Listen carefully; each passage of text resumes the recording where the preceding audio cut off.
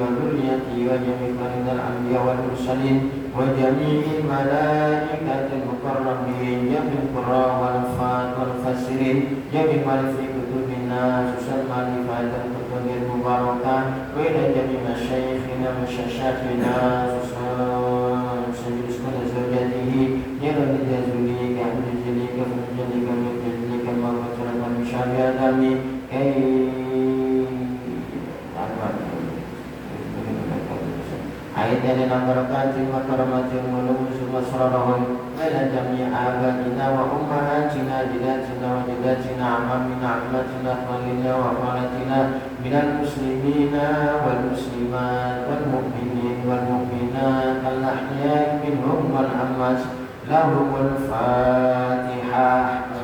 أعوذ بالله من الشيطان الرجيم. بسم الله الرحمن الرحيم.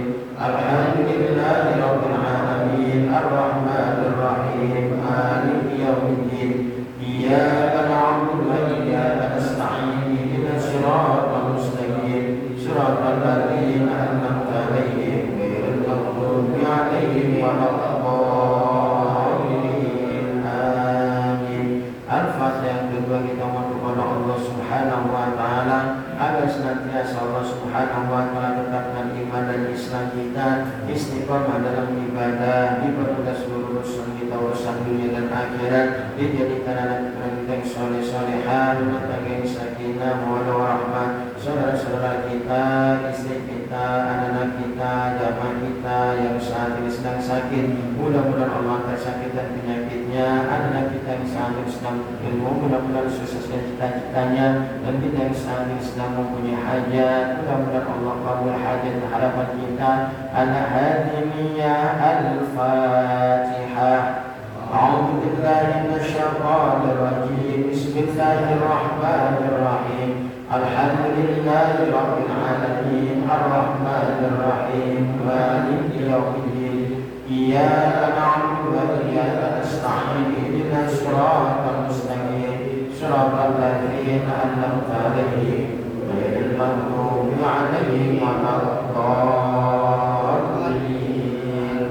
Amin. Bismillah walhamdulillah wassalatu wassalamu ala rasulillah Sayyidina Muhammad ibn Abdullah wa ala alihi wa sahbihi wa mawalah. La hawla wa la quwwata illa billah. Allahumma salli wa sallim wa barik ala sayyidina wa maulana Muhammadin wa ala alihi wa sahbihi ajma'in. Amma ba'du. Hadirin jamaah musalla Al-Amin yang mudah-mudahan kita semua dimuliakan Allah Subhanahu wa taala. Amin.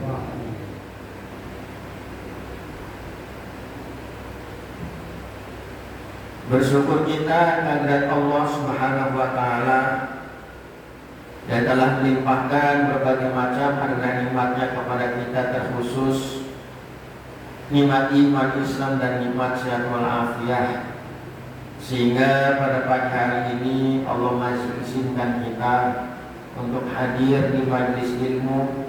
Kita berharap mudah-mudahan kita bisa istiqomah hadir di majelis ilmu, mendapatkan ilmu yang bermanfaat fi dini wa dunya wal akhirah. Salawat dan salam kita aturkan kepada junjungan kita baginda Nabi besar Muhammad sallallahu alaihi wasallam serta para keluarga, sahabat dan pengikutnya yang setia yang berjamaah. Amin Allahumma amin. Hadirin jamaah, berhubung kita masih dalam situasi bulan haji dan sebentar lagi kita akan melaksanakan ibadah kurban, maka tema pagi hari ini berjudul amalan-amalan di bulan Dzulhijjah dan keistimewaan ibadah kurban. Hadirin jamaah, hari ini kita masih di tanggal 30 bulan Dzulqa'dah. Berarti sebentar lagi akan masuk bulan Dzulhijjah. Bisa besok atau lusa masuk bulan Dzulhijjah. Sementara saudara-saudara kita sudah banyak yang tiba di tanah suci Mekah dan Madinah. Kita doakan mereka yang sedang melaksanakan ibadah haji, mudah-mudahan hajinya mabrur. Sementara kita yang berpikir kesempatan oleh Allah Subhanahu wa taala, kita terus berikhtiar dan berdoa mudah-mudahan di tahun-tahun yang akan datang kita bisa memenuhi panggilan ibadah haji ke Mekah dan Madinah.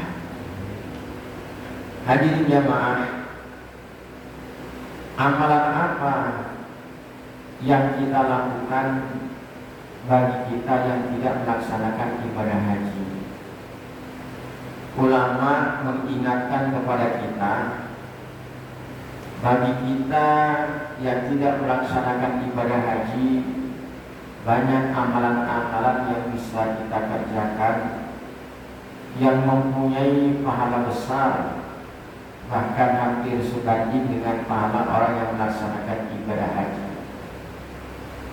Yang pertama adalah dengan memperbanyak ibadah dan amal soleh di 10 hari pertama bulan Dzulhijjah.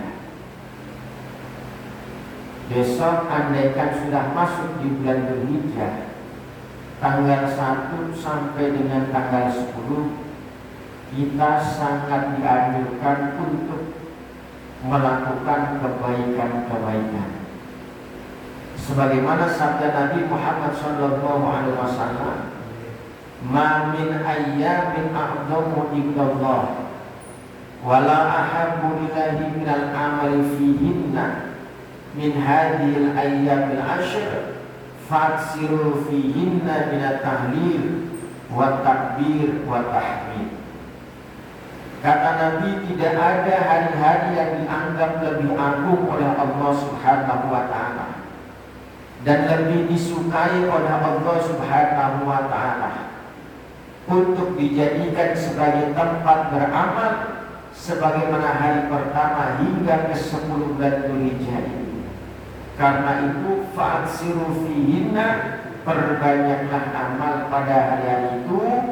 Caranya apa yang dibaca, apa yang dilakukan, minat tahlil, dengan memperbanyak tahlil, la ilaha illallah, mengesahkan Allah Subhanahu wa Ta'ala, wa takbir, dan memperbanyak takbir, mengagungkan Allah Subhanahu wa Ta'ala, wa tahmid, dan memperbanyak baca alhamdulillah, memuji kepada Allah Subhanahu wa Ta'ala. Jadi hadirin jamaah, mulai tanggal 1 bulan Dzulhijjah sampai dengan tanggal 10, kita banyakin perbuat atau beramal soleh, karena beramal soleh di hari itu sangat dicintai oleh Allah Subhanahu wa Ta'ala. Di antaranya apa? Di antaranya dengan memperbanyak baca tahmid, memuji Allah, baca tahlil, mengesahkan Allah, kemudian baca takbir, mengagungkan Allah Subhanahu wa Ta'ala. Atau kita gunakan untuk melakukan kebaikan-kebaikan lainnya. Ini sangat dianjurkan dari mulai tanggal 1 sampai dengan tanggal 10 Dzulhijjah. Yang kedua, anjurannya adalah kita dianjurkan untuk puasa di hari Tarwiyah dan hari Arafah. Puasa tanggal 8 dan tanggal 9 Dzulhijjah. Gitu. Kalau lebarannya Dzulhijjahnya hari Rabu tanggal 10, berarti puasa Arafahnya tanggal 9. Puasa Tarwiyahnya tanggal 8. Selasa puasa Arafah, Senin puasa Tarwiyah. Hal ini sebagaimana disabdakan oleh Nabi Muhammad SAW, "Shaumu yaumit tarwiyah kafaratus sanatin, wa shaumu yaumi arafah kafaratus sanatain." Puasa hari Tarwiyah itu bisa menghapus dosa-dosa kita selama setahun, dan puasa hari Arafah itu bisa menghapus dosa-dosa kita selama 2 tahun, setahun ke belakang dan setahun yang akan datang. Nah, ini kehebatan puasa Arafah. Puasa Arafah itu disunahkan bagi kita yang tidak melaksanakan ibadah haji. Bagi mereka saudara-saudara kita yang melaksanakan ibadah haji tidak disunnahkan puasa Arafah. Kenapa? Karena mereka lagi wukuf di padang Arafah. Nah, dengan demikian maka keutamaan hari Arafah bisa dinikmati oleh kita yang tidak sedang ibadah haji dan oleh mereka yang sedang melaksanakan ibadah haji. Yang ketiga adalah sholat Idul Adha. Sholat Idul Adha itu sholat sunnah yang sifatnya tahunan. Jangan sampai sholat sunnah yang sifatnya tahunan kita lewati begitu saja. Malamnya begadang, paginya sholatnya lewat. Ya. Yang Idul Adha begadang jaga kambing, begadang nyari hewan kurban sampai malam, akhirnya subuhnya lewat, sholat idnya lewat. Nah, jangan sampai. Sholat id itu hukumnya sunnatul muakkadatun. Hukumnya sunnah muakkad. Sunnah muakkad itu sunnah yang sangat dianjurkan. Itu sunnah muakkad. Gitu. Nah, kemudian bedanya dengan sholat Idul Fitri. Kalau sholat Idul Fitri sunnahnya makan dulu di rumah. Setelah makan baru sholat Idul Fitri ke masjid sholat dalam makan. Kalau sholat Idul Adha sebaliknya. Sholat Idul Adha itu sholat dulu, baru pulang ke rumah makan sarapan. Nah, yang terakhir adalah amalan yang kita lakukan ibadah kurban. Jadi ibadah kurban itu ibadah yang sifatnya tahunan. Jangan sampai kita termasuk orang yang mampu akan tetapi tidak mau berkurban. Nabi Muhammad SAW bersabda, kata Nabi, ma'amila adamiyun min amalin yawman nahari. Tidak ada amal manusia di hari raya yang lebih dicintai Allah Subhanahu wa ta'ala min ihraqidam, daripada mengalirkan darah, daripada menyembelih hewan kurban. Amalan yang paling disukai oleh Allah Subhanahu wa ta'ala di hari raya Idul Adha adalah menyembelih kurban. Wa innaha latati yaumal qiyamah, dan hewan kurban yang kita sembelih itu besok di hari kiamat akan datang bi quruniha, bawa tanduk-tanduknya, wa asy'ariha, datang bawa rambut-rambutnya, wa adlafiha, dan kuku-kukunya. Wa inna dama la yaqa'u minallahi ta'ala bi makanin qabla an yaqa'a minal ardi fatibu biha nafsa. Sesungguhnya sebelum darah kurban itu mengalir ke tanah, pahala yang telah diterima oleh Allah Subhanahu wa ta'ala, maka tenangkanlah jiwa dengan cara berkurban. Jadi hadirin jamaah, dalam hadis ini ada 3 nasihat bagi kita. Yang pertama, tentang betapa pentingnya melaksanakan ibadah kurban. Karena amal yang paling dicintai oleh Allah Subhanahu wa ta'ala di hari raya Idul Adha adalah berkurban. Yang kedua, bahwa betapa pentingnya memilih hewan kurban yang bagus, yang tidak ada cacatnya. Kenapa? Karena hewan kurban besok di hari kiamat bakal mendatangi kita lengkap tanduk-tanduknya, lengkap bulu-bulunya, lengkap kuku-kukunya. Bahkan dari hadis ini memberikan pengertian bahwasanya dianjurkan bagi orang yang mau berkurban tidak memotong kuku dan bulu hewan kurban. Ini Ustaz, sebenarnya yang dipotong itu kuku apa bulu hewan kurban sih? Ada dua pendapat. Kalau kita mau kurban tanggal 1 nanti bulan Dzulhijjah, pendapat pertama mengatakan dianjurkan, disunahkan tidak memotong kuku dan rambut orang yang mau berkurban. Pendapat kedua mengatakan disunahkan tidak memotong kuku dan rambut hewan yang mau dikurban. Terus yang benar yang mana? Ya. Nah, masing-masing mempunyai argumen dan dalilnya. Nanti saya jelaskan pas di bab kurbannya. Karena itu Rasulullah SAW mengancam orang yang mampu dia nggak mau kurban. Kata Nabi, "Fala yaqrabanna musallana." Jangan sekali-kali deketin tempat sholat saya.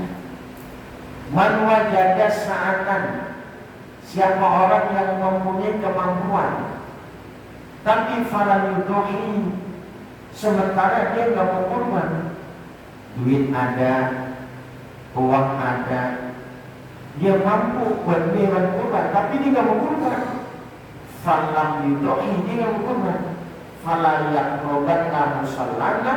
Orang yang seperti itu diancam sama Nabi, jangan sekali-kali deketin tempat sholat saya. Artinya apa? Nabi benci sama orang yang model begitu. Nah, ada pertanyaan, Ustaz, maksud mampu di situ bagaimana, Ustaz?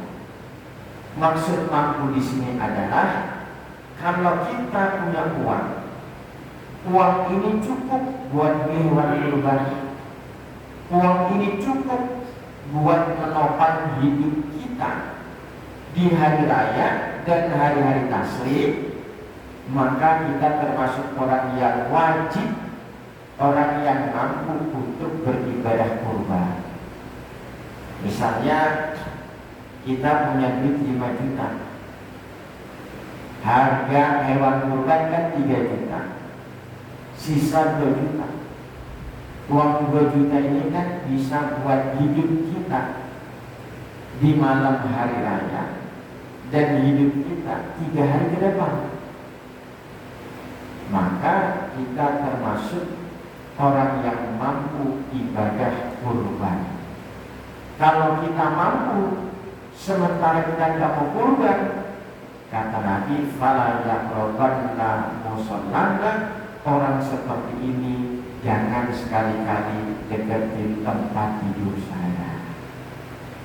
Nah, ini tentang keutamaan berkurban. Bahkan ada riwayat dari Sayyidina Ali, an Aliin radhiyallahu anhu, man kharaja ila baitihi ila syira'il udhiyah. Siapa orang yang keluar dari rumahnya, ngapain keluar dari rumahnya? Ila syira'il udhiyah, dia mau beli hewan kurban. Siapa orang yang keluar dari rumahnya dalam rangka mau beli hewan kurban, kana lahu bi kulli khatwatin asyru hasanatin, maka setiap langkah dari orang itu akan dihitung sebagai 10 kebaikan. Kita mau beli kambing, mau beli sapi, setiap langkah kita menuju kandang sapi atau tempat jual beli kambing, setiap langkah kita dihitung sebagai 10 kebaikan. Wa mahatan wa asyru sayyi'at, dan setiap langkah dari kaki kita akan menghapus setiap 10 dosa-dosa kita. Wa rafa'alahu asyru darajat, dan setiap dari langkah kaki kita akan mengangkat 10 derajat kepada kita. Wa idza takallama fi syira'iha, kita udah nyampe kandangnya, kita udah sampai tempat jual beli kambing, kemudian kita ngobrol sama tukang kambingnya, tawar menawar sama tukang kambingnya, Karena famuhu tasbihan, maka mulut kita yang digunakan untuk tawar-menawar kambing, tawar-menawar sapi dalam rangka mau membeli hewan kurban, karena famuhu tasbihan, maka mulut kita hidup tasbih oleh Allah Subhanahu wa Ta'ala. Masya Allah. Ini tentang kehebatan orang yang mau berkurban. Belum nanti kalau membeli hewan kurbannya dan sebagainya dan sebagainya, ya. Nah, ini tentang keutamaan orang yang berkurban. Nah, bagaimana Ustaz tata cara berkurban itu? Ini saya jelaskan panduan lengkap tata cara berkurban. Mulai dari memilih hewan kurban, kemudian waktu menyembelih hewan kurban, tata cara menyembelih hewan kurban kaitannya dengan adat dan syaratnya, setelah menyembelih hewan kurban diapakan, larangan bagi sholihul kurban orang yang mau menyembelih hewan kurban. Yang pertama, tata cara persiapan dan memilih hewan kurban. Persiapan dan memilih hewan kurban kaitannya dengan syarat sah hewan kurban tersebut. Yang pertama, pemilihan hewan kurban dari segi umur. Hewan ternak yang dibuat kurban jenis hewannya berupa unta, sapi, kerbau, kambing atau domba yang sehat dan tidak cacat. Kedua, umur kambing atau domba yang dibuat kurban minimal 1-2 tahun. Umur sapi atau kerbau yang dibuat kurban minimal 2 tahun. Sedangkan umur onta minimal 5 tahun. Nah, ini jenis hewan dan umur yang bisa dibuat kurban. Yang ketiga, kepemilikan hewan kurban itu harus milik sendiri, bukan hasil curian. Jadi kalau bapak dan ibu mau beli hewan kurban, dilihat ini hewan kurban apa sih? Oh, ini kambing atau domba, berarti minimal usia 1-2 tahun. Ustaz, kita kan nggak ngerti mana yang umur 1 tahun, mana yang umur 2 tahun. Lihat yang udah kupak atau belum. Kupak itu giginya udah ganti, udah umur. Kita nggak ngerti juga Ustaz, udah kita seret sama penjualnya. Tinggal tanya, bang, ini hewan kurban udah sah dipakai buat kurban? Udah. Nah, kalau udah kita beli. Kalau ternyata seandainya belum, kata orang lihat ini belum ini, nah berarti yang dosa adalah penjual hewan kurbannya. Kurban kita sah apa enggak? Ya enggak sah, karena belum memenuhi persyaratan. Maka dari itu ketika memilih hewan kurban harus hati-hati.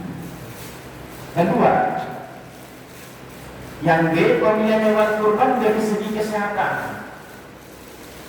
Hindari memilih hewan dari 4 kriteria yang cacat. 1, buta atau rusak salah satu matanya, jangan sampai kita pilih. 2, sakit parah atau berpenyakit menular, jangan sampai kita pilih. 3, pincang parah sehingga tidak bisa berjalan. Yang keempat, sangat kurus sehingga tidak memiliki sumsum tulang. Ini yang perlu dihindari ketika kita memilih hewan kurban. Dan hal ini sesuai dengan sabda Nabi Muhammad SAW. Kata Nabi, arba'un la tajuzu fil adhahi. Ada 4 hewan kurban yang tidak boleh dijadikan hewan kurban. Ada 4 hewan yang tidak boleh dijadikan hewan kurban. Yang pertama, al-awra'u bayyinun awamuha. Hewan yang buta terlihat benar butanya. Yang kedua, wal maridatu bayyinun maraduha, hewan yang sakit terlihat nyata sakitnya. Yang ketiga, wal arja'u bayyinun zulmuha, hewan yang pincang yang terlihat nyata pincangnya. Dan keempat, wal kasiru allati la tangko, hewan yang kurus yang nyata kurusnya. 4 hewan itu jangan kita pilih untuk hewan kurban, karena tidak boleh dijadikan hewan kurban. Nah, jadi pemilihan hewan kurban itu ada 3 unsur yang harus, ada 4 unsur yang harus kita perhatikan. Yang pertama, kita lihat hewan kurban dari jenis umurnya. Yang kedua, kita cek hewan kurban dari segi kesehatannya. Yang ketiga, ya, dari segi kesehatan itu artinya dari segi cacatnya. Yang ketiga, kita cek hewan dari segi kesehatannya. Yang keempat, hewan kurbannya betina atau jantan. Tadi pemilihan hewan dari segi umur sudah, pemilihan hewan dari segi cacat dan tidaknya sudah. Yang ketiga, pemilihan hewan dari segi sehat dan tidaknya. Yang pertama, kita cek mata dan hidung hewan kurban. Bila mata terlihat cerah dan bersinar serta tidak mengeluarkan kotoran berlebih atau lendir dari hidung, maka hewan kurban tersebut sehat. Lihat mata dan hidungnya, matanya cerah enggak, matanya bersinar enggak. Lihat hidungnya banyak lendirnya atau enggak. Kalau hidungnya banyak lendirnya, matanya enggak cerah, enggak bersinar, itu hewannya tidak sehat, jangan dipilih. Kemudian yang kedua, bulu dan kulit. Bulunya bersih, tidak kusam, dan kulitnya itu elastis. Artinya elastis, tidak ada tanda-tanda pudis. Nah, itu kita pilih tuh. Bulunya cakep, bersih, enggak kotor, dan di kulitnya itu, di bulunya tidak ada tanda-tanda pudis, tidak ada tanda-tanda penyakit gatal. Itu bagus, dan itu sehat. Ketiga, nafsu makan. Hewan terlihat aktif, bergerak lincah, dan makan dengan lahap. Itu artinya hewan tersebut dalam keadaan sehat. Nah, ini pemilihan hewan dari segi sehat dan tidaknya.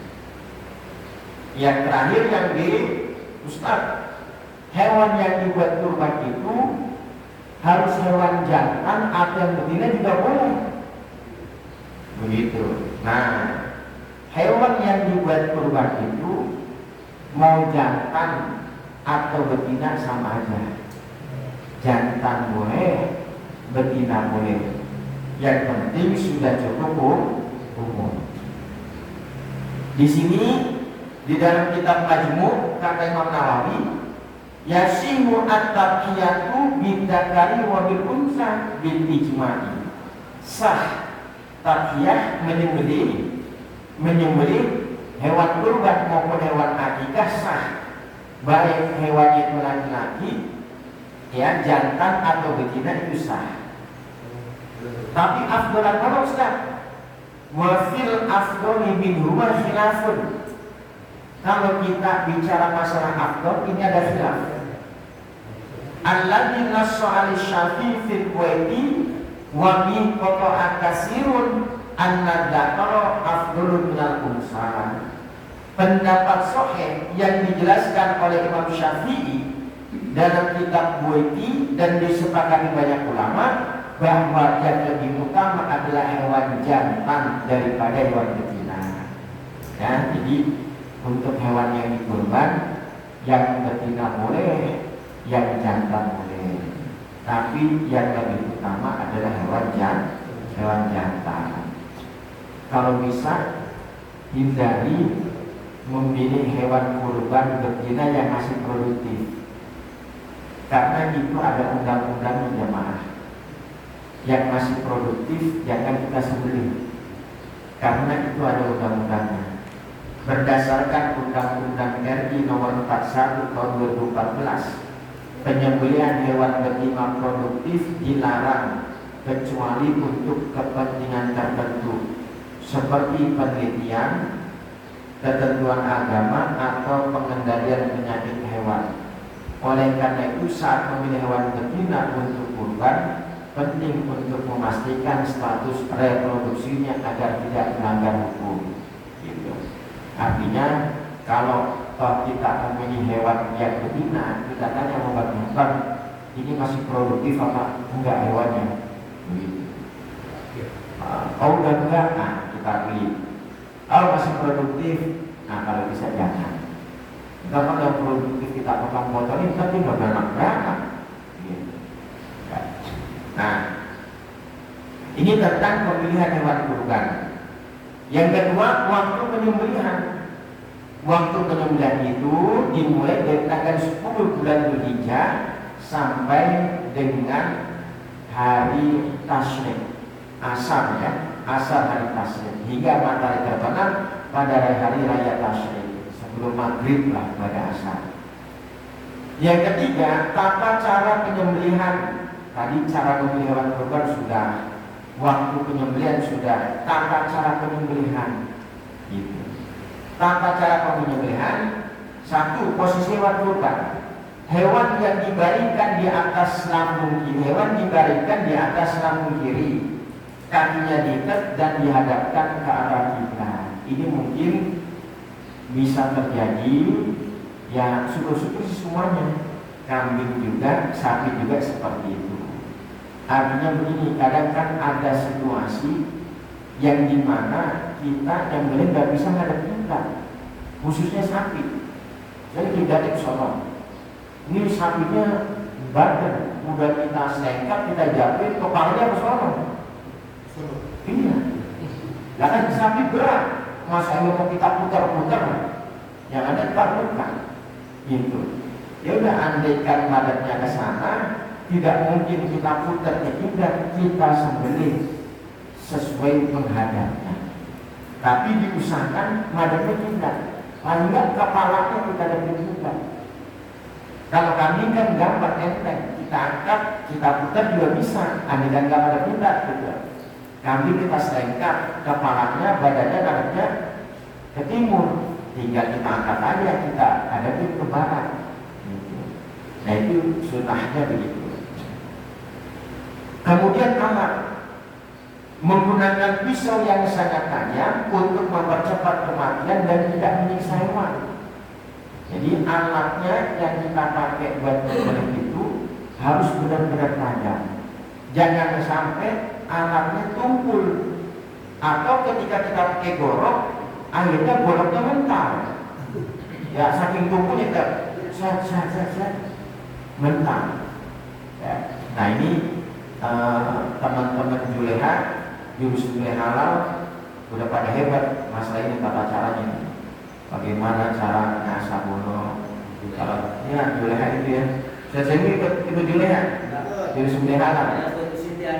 Oh, Siti Soleha. Ya. Sahabat. Nggak tahu sih. Ya. Belum ada kayak itu. Oh, baik. Ya. Ada perkumpulan Juleha, jurus Juleha halal. Nah kemarin waktu hari apa sempat di kumpul di wali kota Jakarta Timur. Itu sudah timur, pengurus masjid, pengurus DKI. Itu tata cara penyembelihan. Tadi malam tidak menyembelih itu. Soleha. Oh, sudah beres. Kemudian penyembelih itu harus muslim, balik dan paham tata cara penyembelihan. Yang menyembelih harus muslim, ya.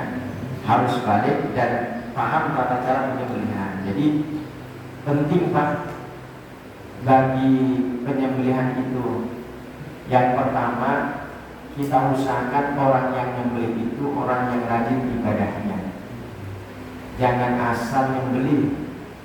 Ya, banyak ditemukan di lapangan ketika menyembelih pakai celana pendek, sepatunya sih tinggi, sepatu tapi celananya pendek. Nah, jangan sampai seperti itu. Kemudian yang menyembelih harus muslim. Ustaz, kalau kita dikasih kambing dari gereja misalnya, dari non muslim misalnya, itu kambingnya bagaimana? Dikasih kambing dari gereja, apakah menjadi Islamin dulu atau bagaimana? Kalau kita dikasih hewan kurban sama orang yang non muslim, kalau dia bisa kita edukasi, kita kasih pelajaran, kita bilangin, Pak, ini kan Bapak ngasih kambing ke saya, ngasih sapi ke saya, mendingan niatin ini kambing, ini sapi buat saya, sedekahin. Nanti ketika saya potong atas nama saya, maka jadilah ini hewan kurban. Jadi Bapak punya pahala dua, pahala ngasih hewan ke saya, dengan sebab saya dikasih hewan dari Bapak, saya bisa kurban. Pahalanya dua. Sebab kalau ini semata-mata dipotong atas nama Bapak, satu ini nggak bisa jadi hewan kurban, jadinya cuma hewan sembelihan biasa aja. Begitu. Karena kalau kurban itu kan ibadah. Ibadah itu harus orang Islam.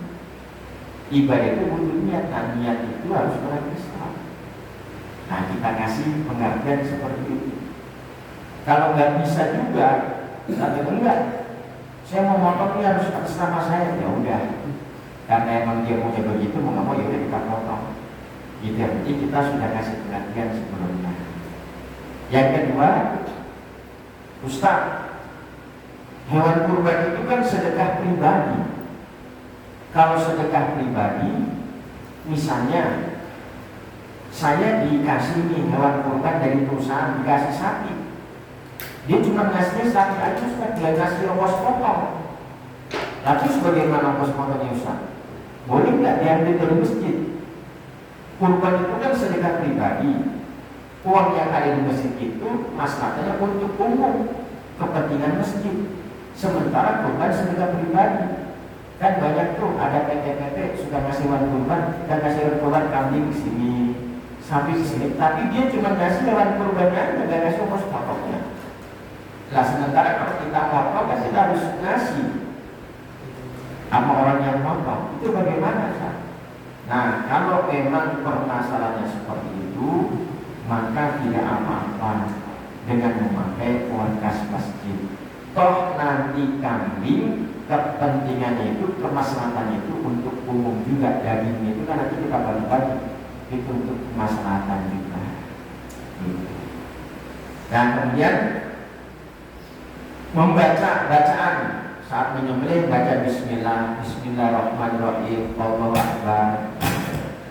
Kemudian teknik penyembelihan, nah itu udah para paham. Yang penting saat menyembelih harus ada dua yang putus. Pertama mari, kedua hulkum. Hulkum itu tempat saluran pernapasan harus putus. Mari itu tempat saluran makanan, itu harus putus. Caranya tidak mengasah pisau di depan hewan yang akan disembelih. Kalau Pak sapi mau kita potong, kita ngasah pisau di depannya lagi, lepas. Ya, nah itu namanya menyakiti hewan. Ya. Jadi sebenarnya menyakiti hewan itu tidak hanya mengasah pisau di depannya saja. Kita menghadirkan hewan di depan hewan yang lagi dipotong itu juga sangat menyakiti. Ini sapi dari dipotong itu, kambing kita jejerin di depan sapi itu juga menyakiti hewan. Ya, kalau bisa kita umpetin dulu. Pas gilirannya mau dipotong, baru kita keluarin.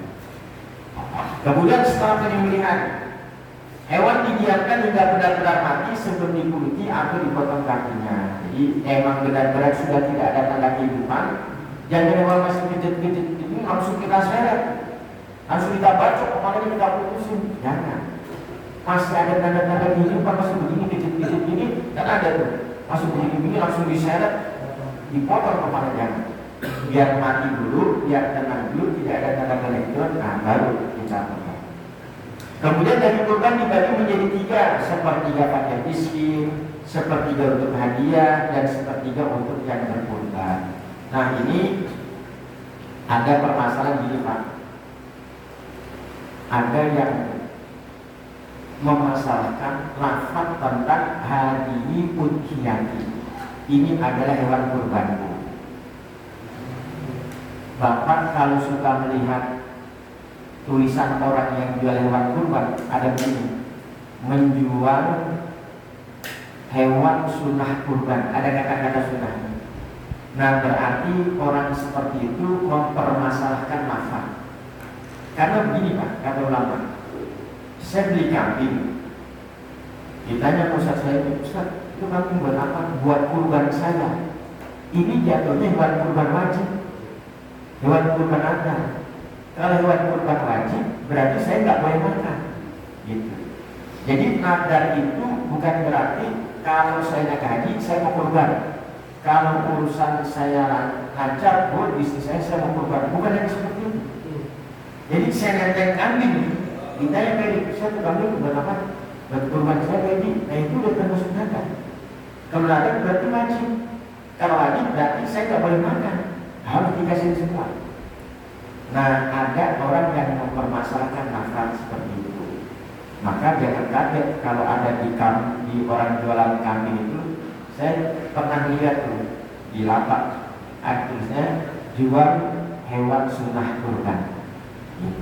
Jadi kurban sunnah, kalau hewan kurban sunnah itu kita boleh dapat sepertiga fakir miskin, sepertiga kita dia, sepertiga buat kita.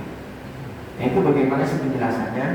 Jadi memang ulama dulu itu sepakat model ucapan seperti itu termasuk bagian dari nadar, termasuk bagian dari nadar hewan kurban wajib. Akan tetapi ulama-ulama mutaakhirin seperti Imam Syibromalisi, seperti Imam Umar Al-Basri, Syekh Umar Al-Basri itu memberikan penjelasan lagi. Kalau bagi orang awam, bagi kita semua yang nggak ngerti, yang masih awam, yang masih jahil, yang nggak ngerti, ucapan begitu kalau hanya sekedar ikhbar, bukan takyid, itu nggak ada masalah. Misalnya kayak gini nanya saya, Ustaz, itu hewan kurban buat apa gitu. Saya pengen ngabarin ke Pedi, dan ngasih tahu Pedi, ini buat kurban saya Pedi gitu. Itu dalam rangka ikhbar, dalam rangka ngasih tahu. Dan benar-benar dia nggak tahu, nah itu nggak ada masalah. Itu tetap jadi hewan kurban sunnah gitu. Nah ada sebagian yang masih mempertahankan lafaz. Padahal kan kita orang awam, kita nggak ngerti apa-apa. Nah maka penting juga bagi kita untuk berhati-hati. Kemudian kulit, daging atau bagian potongan kurban tidak boleh dijual, dan tukang jagal tidak boleh diberi upah dari bagian hewan kurban tersebut. Ini jelas ya. Jadi nggak boleh dijual atas nama panitia. Selagi menjadi atas nama panitia, kita nggak boleh menjual hewan kurban. Karena panitia itu wakil dari orang yang berkurban. Masa wakil semena-mena jual kulitnya, jual tanduknya, jual palanya. Wakil itu kan tugasnya sesuai orang yang mau mewakili berapa orang ini. Saya potong di sini, udah tugasnya potong aja, nggak boleh menjual atas nama panitia. Kemudian larangan bagi saya berkurban terakhir nih, Ustaz, ada hadis hukum potong kuku rambut, hukum potong kuku dan rambut ketika mau berkurban. Nah, sumbernya di sini. Hadis ya dari Ummu Salamah. Dia pernah mendengar Rasulullah SAW bersabda, kata Nabi, "Idza dakhala al-ashru min Dzulhijjah wa arada ahadukum ayyadhiya fala yamussa min sya'rihi wa la basharihi syai'an hatta yadhiya." Kalau udah masuk tanggal 1 bulan Dzulhijjah dan kita punya niatan mau kurban, maka jangan sekali-kali kita menyentuh rambut, kulit sedikit pun. Nah ini hukumnya ini kembali ke siapa? Domirnya kembali ke mana? Ada yang domirnya ngembaliin ke ahad ke orang. Nah berarti orang tersebut nggak boleh motong kuku dan rambutnya. Ada hukumnya ini yang kembalinya ke hewan. Nah maka hewannya tidak boleh dipotong rambut dan kukunya. Nah ini bagaimana? Jadi ini ada dua ulama jamaah. Ada yang mengatakan alhasil anal masalah khilafiyah ini adalah masalah khilafiyah. Ful mustahab liman qasda ayyatiya inda Malik Syafi'i an la yaqiqa sya'rahu wa la yaqima zafrahu hatta yaqiya fa in fa'alakanna makruhan. Kalau kata Imam Malik dan Imam Syafi'i, kita nggak boleh motong rambut dan nggak boleh motong kuku. Kuku siapa? Kuku orang yang mau berkurban. Kalau dia sudah punya niatan berkurban dari mulai tanggal 1 sampai tanggal 10. Kalaupun motong, hukumnya adalah makruh. Dan ini disamakan dengan orang yang ihram haji. Orang yang sudah punya niatan haji, saat dia sudah ihram, maka dia udah nggak boleh ngapa-ngapain. Motong kuku nggak boleh, motong rambut nggak boleh, bahkan nggak boleh bersetubuh sama istrinya, nggak boleh pakai wangi-wangian. Walaupun ini masih ada kritikan-kritikan oleh ulama lain. Pendapat kedua, yang nggak boleh dipotong adalah rambut dan kuku hewan kurbannya, bukan rambut dan kuku orangnya. Ini apa dasarnya? Dikuatkan oleh hadis lain. Kata Nabi, ma'amila adamir min amalin yawmanahri ahabu ilallahi min ihraqidah. Tidak ada amal dari manusia di hari raya yang lebih disukai oleh Allah daripada menyembelih hewan kurban. Kenapa? Karena innahu la ya'ti yawmal qiyamah bi burumi was'ari wa afiyah. Karena hewan kurban yang kita sembelih besok di hari kiamat, di hari kiamat, tanduknya bakal datang, rambut-rambutnya bakal datang, kuku-kukunya bakal datang menjadi saksi. Nah, melihat hadis ini berarti yang nggak boleh dipotong itu adalah rambut dan kukunya hewan kurban, bukan orang yang mau berkurban. Nah, terus bagaimana nih cara mengkompromikan dua pemahaman yang berbeda? Ya, jadi kedua pendapat di atas dapat diamalkan sekaligus, dua-duanya bisa diamalkan sekaligus. Selama menunggu proses kurban, lebih baik tidak memangkas rambut ataupun memotong kuku bila itu memang tidak diperlukan. Namun andaikan kukunya sudah panjang dan kotor dan rambutnya sudah panjang dan berkutu, silahkan dipotong dan kurbannya tetap dilanjutkan. Lebih baik Pak kita amalkan dua pemahaman ini. Yang pertama, kalaupun kita mau kurban, sambil menunggu hewan kurban dipotong tanggal 10, tetap kita jangan potong kuku dan potong rambut. Kecuali rambut dan kuku kita udah pada kotor, kukunya kotor, rambutnya putus mulu, ya mau nggak mau kukunya potong, rambutnya potong. Yang kedua, sebab memotong rambut tersebut tidak berindikasi pada sah atau tidaknya kurban. Kemudian untuk mengakomodasi pendapat kedua, jangan sampai kita mematahkan tanduk kuku ataupun memangkas hewan kurban, karena kelak dia akan menjadi saksi di hadapan Allah Subhanahu wa Ta'ala. Nah, pemahaman yang kedua kita amalkan juga. Kita jaga, usahakan bagaimana kuku, tanduk dan rambut hewan kurban jangan sampai rusak. Kenapa? Karena besok kuku, rambut dan tanduk hewan kurban akan menjadi saksi di hadapan Allah Subhanahu wa Ta'ala. Nah, hadirin jamaah, inilah kajian kita pada pagi hari ini tentang keutamaan ibadah kurban dan tata caranya. Mungkin sambil nunggu pertanyaan, silahkan. Ya, ada yang mau ditanyakan, monggo silahkan. Ya. Nah, untuk macamnya hewan kurban, kan kambing itu ada beberapa macam di Indonesia. Untuk hewan kambing yang murah kan ada tuh yang kayak hewan yang kecil kecil, apakah itu boleh? Tapi untuk macam besar itu masuk. Yang pertanyaan kedua, apakah boleh yang diberikan hewan kurban itu kayak si apa yang pemegang kupon itu ya gitu. Apakah boleh daging itu dijual oleh dia dan hukumnya apa untuk yang jual belinya itu untuk beli makan di beras segala macam. Ya, ya terima kasih. Bagus. Yang pertama Ustaz, bagaimana kurban dengan hewan yang kerdil katakanlah gitu ya? Apakah sapinya kerdil, apakah kambingnya kerdil gitu? Kan ada kambing-kambing mini tuh. Kalau kita ke puncak tuh, ya ada kambing-kambing mini tuh, ya. Macam. Jadi kambingnya kecil tuh. Sah nggak dibuat kurban? Itu sah dibuat kurban. Tapi afdolnya kambingnya yang sempurna. Karena kurban itu kan sedekah. Kalau kita sedekah, yang baik itu mempersembahkan yang sempurna. Selagi ada yang sempurna, artinya tidak mini, tidak kerdil, kita pakai yang sempurna. Gitu. Selagi itu sudah cukup umur, maka hewannya sah. Sapi pun sapi yang kerdil itu sah atas nama sapi untuk 7 orang. Tapi itu kurang bagus. Bagusnya yang sempurna, yang sehat, yang tidak kerdil, yang tidak mini. Gitu. Yang kedua, Ustaz, bagaimana hukumnya ngasih daging ke orang, terus orang itu memperjualbelikan daging hewan kurban?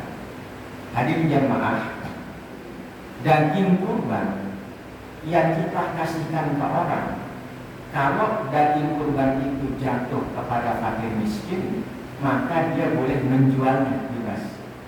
Kalau yang terima fakir miskin. Tapi kalau daging kurban itu diterima oleh orang kaya, dia nggak boleh menjual. Orang kaya yang dapat daging kurban, bolehnya satu, dia milikin. Artinya milikin itu ya dia masak, dia makan. Atau dua, dia sedekahin. Dia nggak boleh jual orang kaya. Gitu. Tapi kalau itu daging kurban jatuh orang miskin ini boleh menjual. Nah ini nanti penting jamaah untuk permasalahan kulit.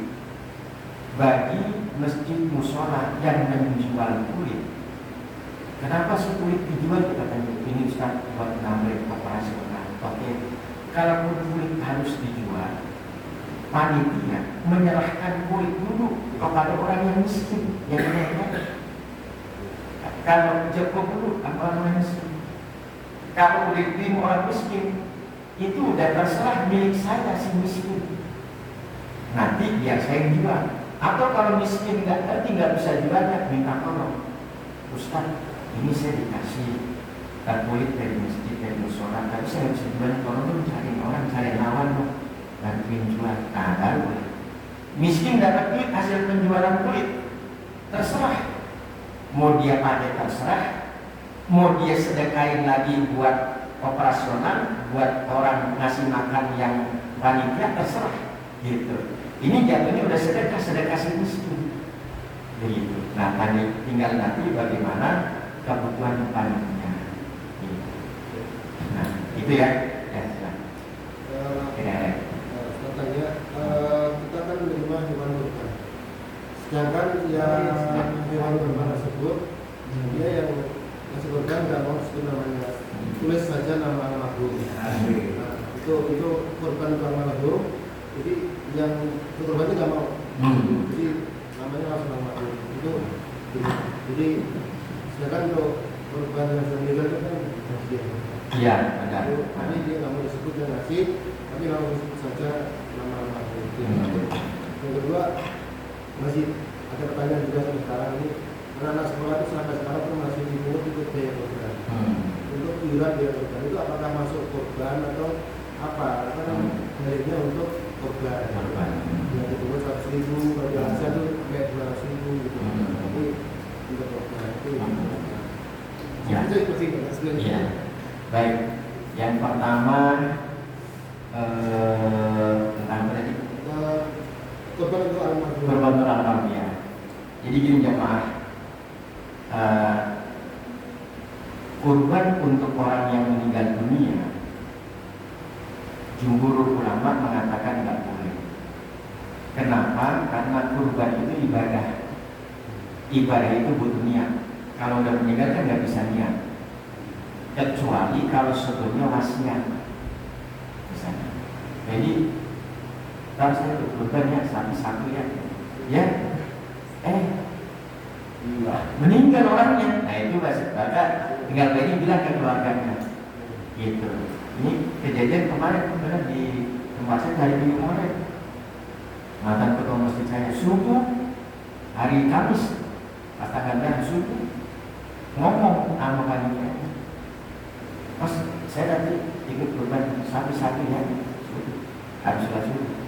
Dia goes di Kelapa Gading, di Stanford, jatuh meninggal. Nah akhirnya dia bilang saya, gimana Ustaz? Haji tadi subuh ngomong saya begitu, pengen korban. Ente sampein ke keluarganya, gimana?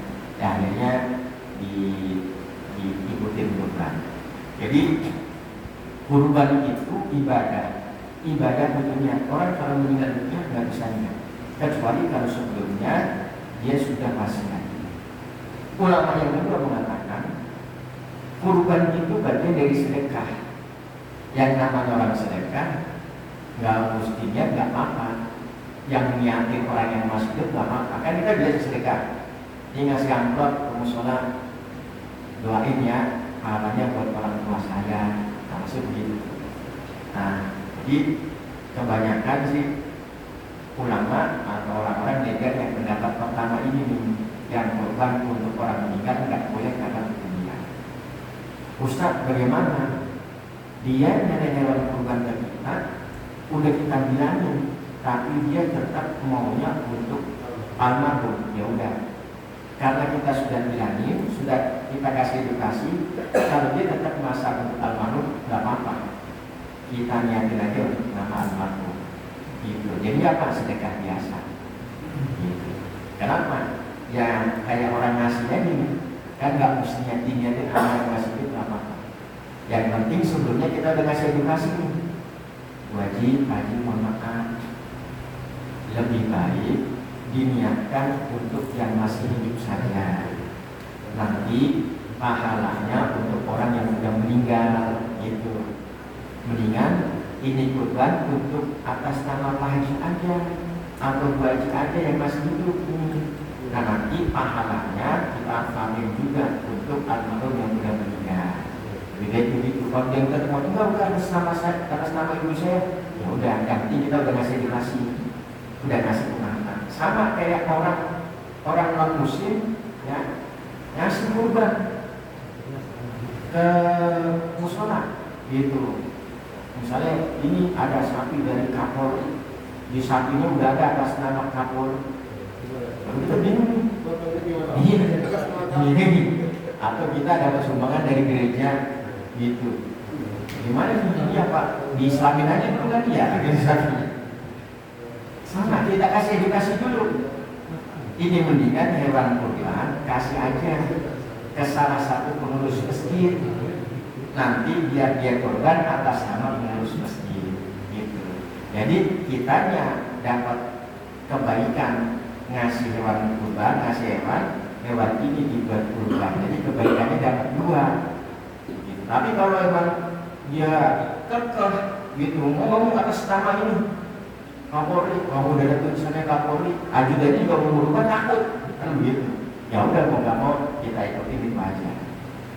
Karena kan ada juga yang nakal begini, udah daripada atas nama Kapolri nggak sah, atas nama kita aja, begitu kan? Ente begitu nggak izin, harusnya izin dulu. Iya, kalau izin kan emang yang kita benar. Ustaz daripada nggak sah, udah kita atas nama yang kita aja nanti. Itu tetap harus izin, boleh nggak? Ya, kalau tanpa izin ya sama dengan hewan curian nanti.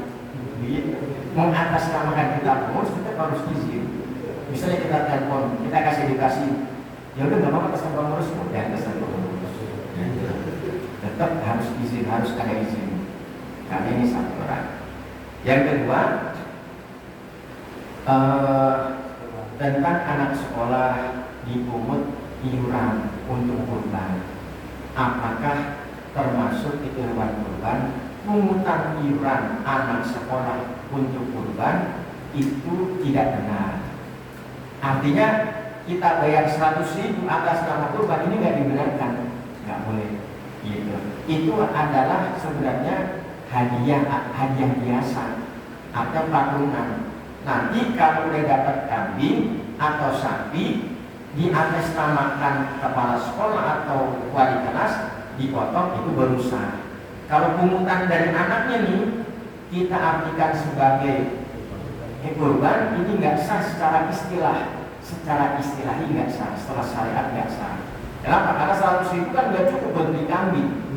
Gitu. Itu mah bahasa kitanya cuma buat memahamkan aja. Padahal sebenarnya itu nggak bisa buat kurban. Gitu. Itu patungan kurban bahasanya.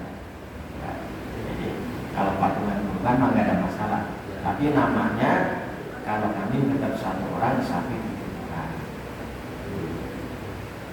Tetap kita edukasi dulu Pak. Misalnya Ustaz, ini ada orang yang naruh kambing tapi atas nama keluarga, bagaimana Ustaz? Kita edukasi dulu. Kalaupun dia tetap atas nama keluarga, ya udah mau nggak mau kita ikutin aja. Dalam ucapan ada patungan dibuat patungan kurban. Kalau untuk kurban nggak boleh. Nggak boleh. Kalau bilangnya patungan. Patungan boleh. Patungan sekolah. Anak sekolah.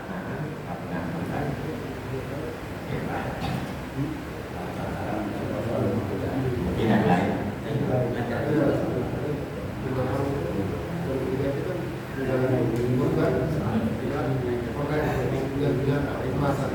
Oh ya.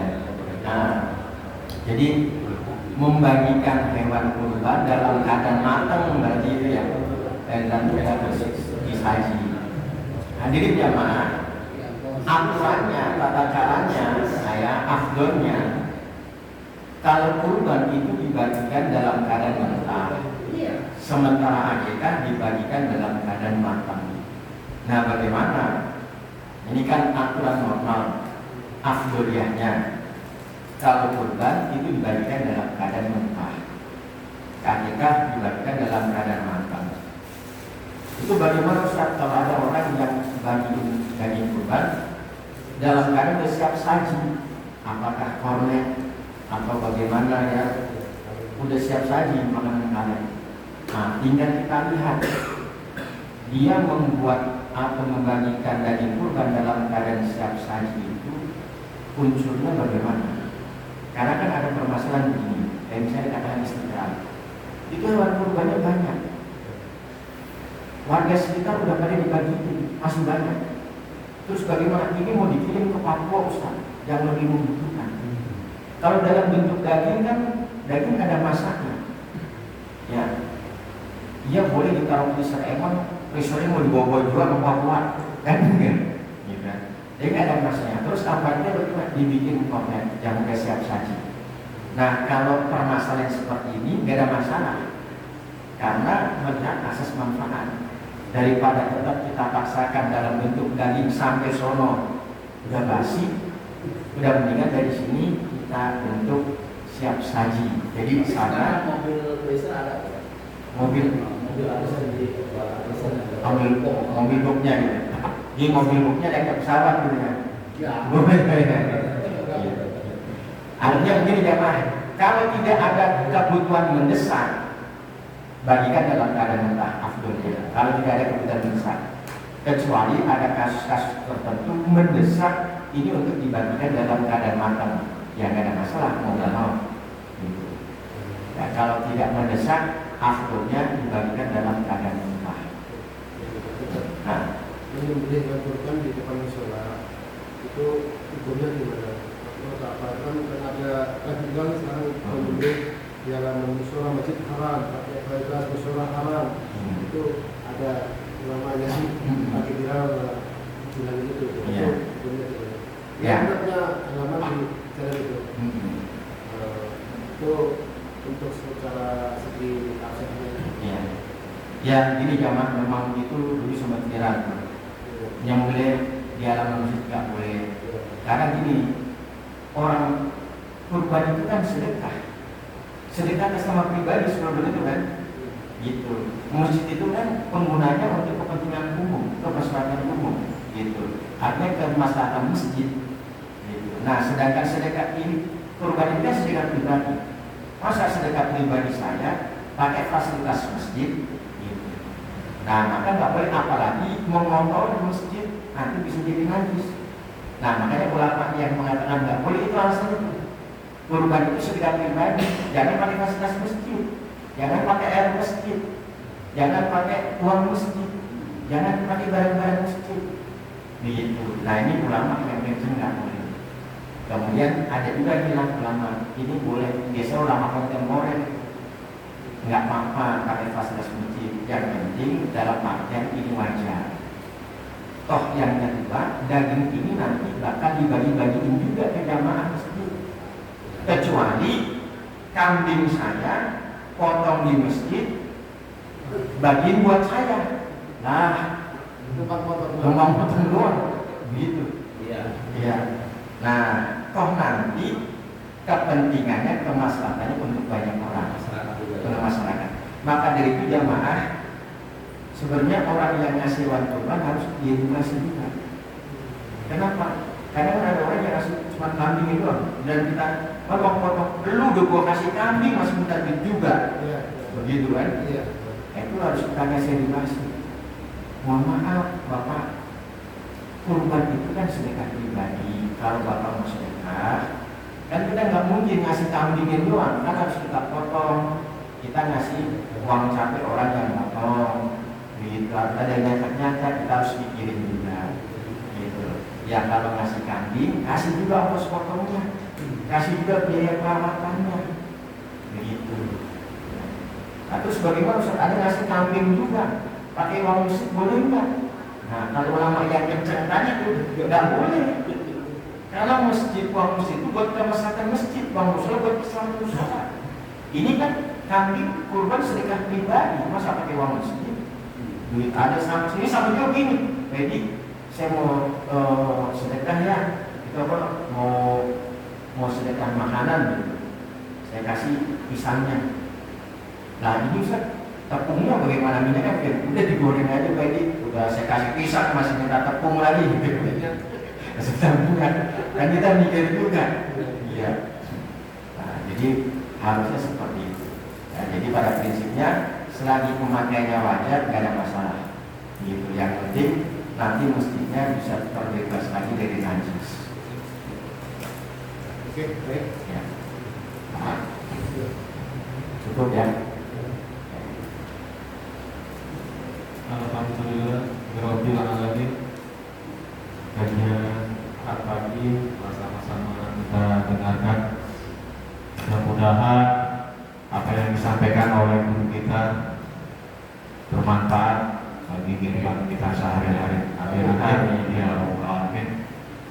Sebelum doa, kami mengucapkan banyak terima kasih dan sekali lagi mohon maaf lahir batin. Billahi taufiq wal hidayah. Assalamualaikum warahmatullahi wabarakatuh. Waalaikumsalam warahmatullahi wabarakatuh.